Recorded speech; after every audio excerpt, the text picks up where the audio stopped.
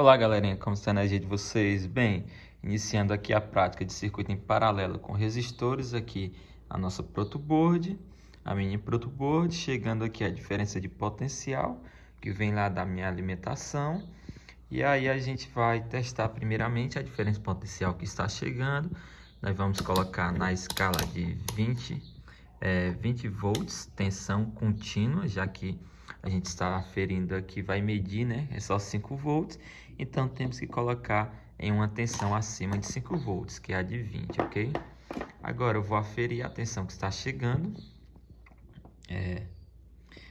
aferindo aqui em cima do positivo e do 0 volts, eu vou ter aqui 4,93, né? Praticamente 4,90, como aí nos circuitos aí que a gente está trabalhando. Então, para fazer um circuito em paralelo, eu vou utilizar primeiro dois resistores. O circuito paralelo é composto pelo menos de dois resistores, um de 330, que é laranja, laranja, marrom.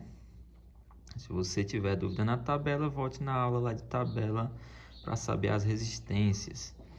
E vou utilizar o segundo também da mesma cor, idêntico. Então, eu vou colocar ele aqui também em paralelo. Então, paralelo, o que é que significa o paralelo, né? Eu coloquei ele em furos diferentes aqui para a gente ter uma noção maior. Coloquei ele em diferenças, né? Aqui está na mesma linha, o cabo preto está na mesma linha destes dois terminais aqui do resistor. E aqui na outra extremidade, o cabo vermelho está na mesma linha dos dois terminais do outro resistor. Tá?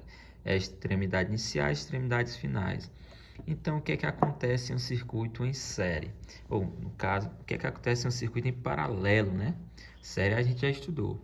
Um circuito em paralelo, a tensão da fonte é a tensão que chega, a tensão da minha fonte, 4,90, é a mesma em cima de cada componente do circuito. Não importa se é resistor ou qualquer outro tipo de componente, é a mesma. Então, tá aqui a minha tensão, é a mesma. Então, agora a gente vai aferir em cima de cada resistor se essa tensão realmente é a mesma, né? Então, colocando aqui em cima do primeiro resistor, aplicando aqui em cima do meu primeiro resistor, eu vejo lá que a minha tensão é 4,86. E colocando em cima do meu segundo resistor ali, é para dar a mesma tensão. Agora está em cima do segundo, ó. Então, 4,86. O que é que a gente descobriu aplicando os conceitos da lei de Ohm? Primeira lei de Ohm. A gente sabe que a tensão é a mesma em cada componente do circuito, não importa a quantidade de componentes, mas a corrente se divide entre os componentes. Como eu estou usando um amperímetro, ele só tem corrente alternada, então não tem como aferir a corrente aqui dos meus componentes no circuito. Então, a corrente vai se dividir no nó. Como a gente está estudando, a corrente se divide. Então, mas aí, pela primeira lei de Kirchhoff, né, a corrente que chega em um nó é a mesma corrente que é a somatória das correntes que saem daquele nó, né? Como a gente não está com um multímetro para fazer essa aferição, pelo menos a gente está aplicando aqui os conceitos da lei de Ohm para saber que a tensão é a mesma, ok? Então, quem é que vai ter maior resistência? Quem é que vai ter maior corrente? No caso aqui são dois resistores idênticos, de 330 ohms. Então a corrente vai se dividir a mesma. A corrente é uma só. Então não muda, a corrente é uma só. Agora, quando eu aplicar o meu de 220 aqui no meu circuito, aí a corrente vai mudar. O meu resistor, vou aplicar ele aqui, vou mudar aqui.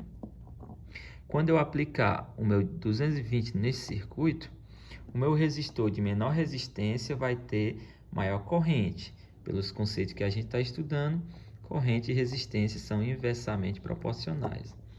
Então, tá aqui, apliquei o meu R2 aqui de 220. Então, agora, esse cara e esse, que é o de 330, são resistências idênticas, vão ter a mesma corrente.